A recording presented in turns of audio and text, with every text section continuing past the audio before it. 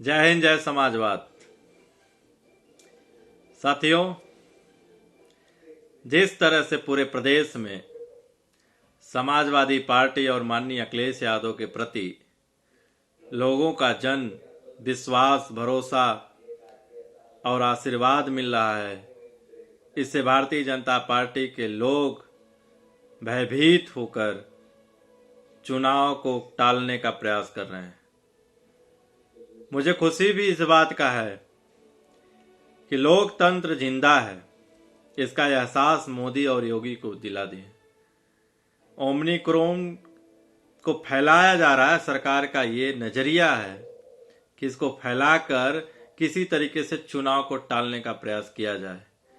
किसान, महिला, युवा, जवान, जितने भी लोग हैं वो सब समाजवादी पार्टी के नीति और विचारों से सहमत होकर वह बहुत बड़ी संख्या में जनमानस का समर्थन दे रहे हैं और इसलिए भारतीय जनता पार्टी के लोग घबराए हुए घूम रहे हैं।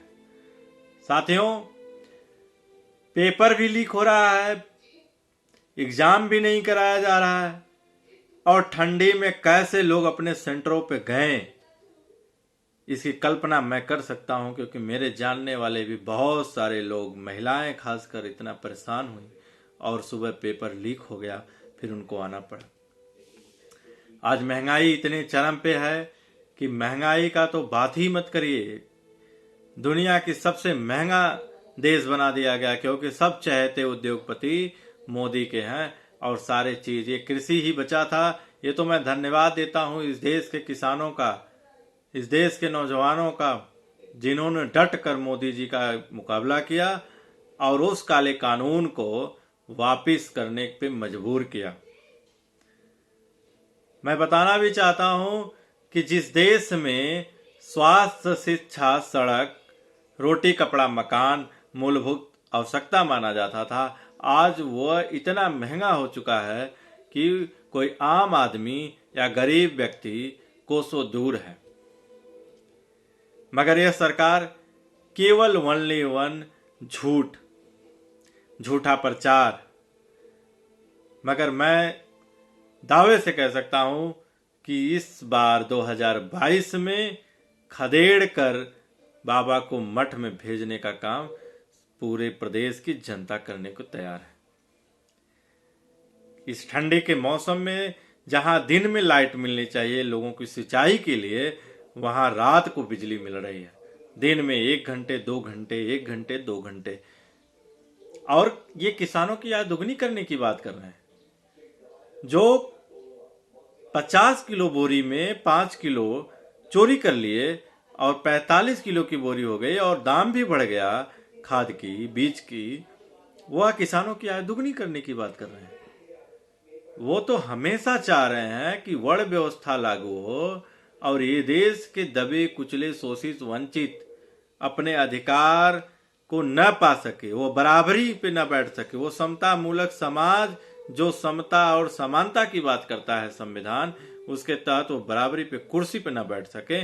इसलिए वो चाह रहे हैं कि आप गरीब रहें और मरें। मगर मैं सबसे निवेदन और आग्रह करता हूं कि ये चुनाव भले टाल दें, हम चुनाव की वेट करेंगे, मगर इन्हें खदेड़ कर गोरखपुर के उसी मठ में भेजेंगे जिस मठ में भीख मांगने की ट्रेनिंग दिया जाता है। साथियों, मैं बात भी करना चाह रहा हूं कि आज पूरे देश में सबसे थर्ड क्लास की व्यवस्था स्वास्थ्य है और स्वास्थ्य इतना महंगा हो चुका है कि आम आदमी अपनी बीमारी का इलाज कराने के लिए पैसा नहीं दे पा रहा है और दम तोड़ दे रहा है।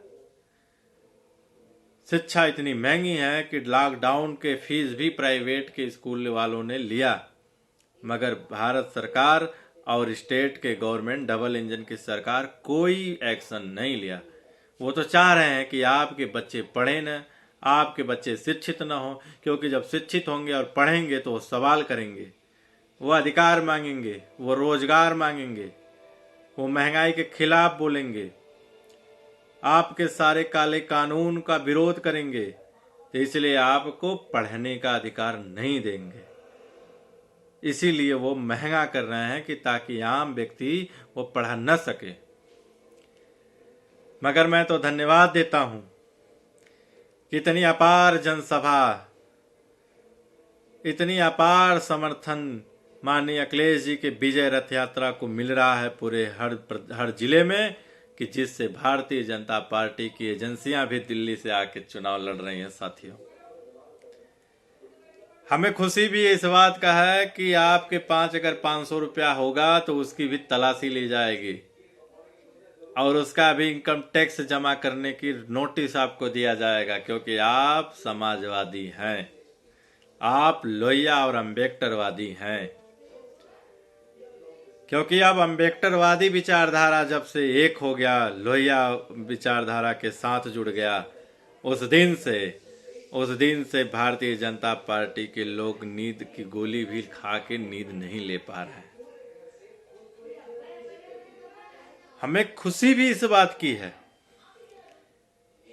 कि जनमानस ये बता दिया योगी और मोदी को कि लोकतंत्र जिंदा है और लोकतंत्र को बचाने